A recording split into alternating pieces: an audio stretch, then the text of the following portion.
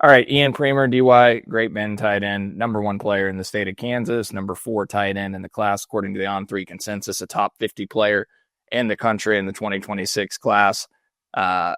He was slated to visit Michigan. I don't think any of us ever viewed Michigan as really a threat in this recruitment, but they were kind of thrown into the mix. He was scheduled to visit them, I believe, this last weekend.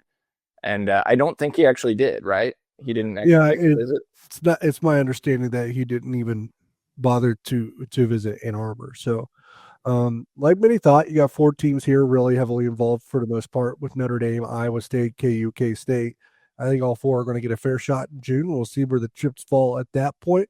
Who you talk to and what you hear largely varies in this recruitment at the moment. So I'll probably not be incredibly bold as I have in the past, just because it's hard to square one side's opinion with another at this point. I kind of trust who I speak to about this recruitment, obviously, but the range of opinions widely varies. There are some that think KU and Iowa State are in the top.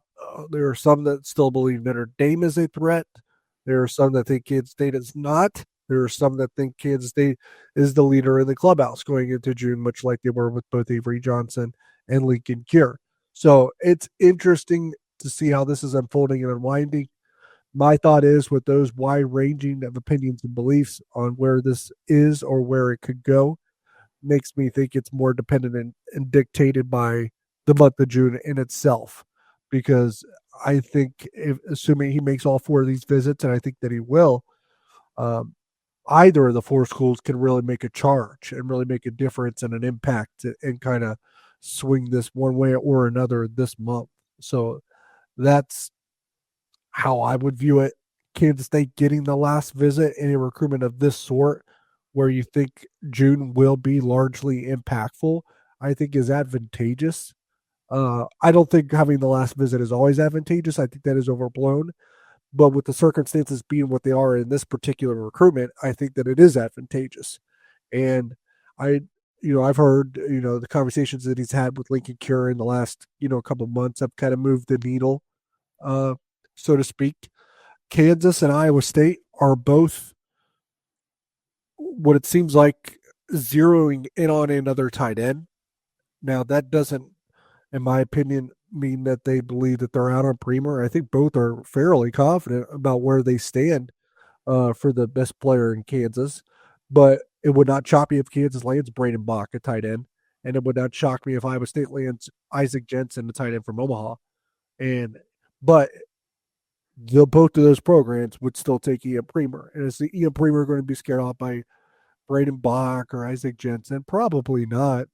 But when push comes to shove, when two or maybe even three of the other schools have a tight end in the class already or will, and Kansas State does it, does that have an impact? We'll see. It may not. It may.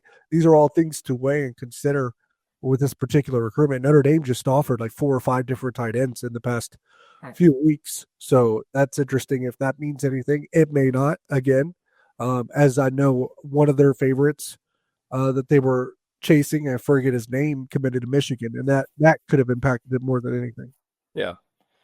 Okay. Well, sounds like it could boil down to a good old Midwest recruitment here between KU, K State, Iowa State, and then we'll see if Notre Dame is able to get into the mix. Iowa State, I know, is somebody that you've reported for quite some time that He Premer loves that definitely staff. likes. Yeah, He loves that staff. Yeah. that's a mistake. Yeah, he shouldn't. So we'll have to get in his ear about that. But it's interesting. KU fans seem very confident on the recruitment of Premer, and it's just the different information that's circulating, because you've got sources. Speak for you, DY, but you've got sources that think K-State sits in a very good spot. And then KU media folks who cover recruiting have sources that think it's KU, Iowa State at the top too. So I guess we'll see where this goes. I mean, I think K-State's going to make an extremely, extremely hard push. I mean, they really don't want to get shut out largely in the state of Kansas, I would think, in this 2026 class, and only LaMarcus Barber and then maybe McGraw being in the class. So we'll see. We know KU's made a big NIL push in this class and pushed hard in the state of Kansas for the 2026 class, including landing Dunnigan out of Manhattan. So we'll see if they're able to win out for Premer And you mentioned Bach. I mean, I don't think anyone's going to be scared necessarily of Braden Bach, just because, like, if he goes to K-State, he's got Lincoln Cure just one class ahead of him. It was one of the top tight ends in the country as well. Hopefully those two can be sold on playing together, because that would be quite fun in Manhattan.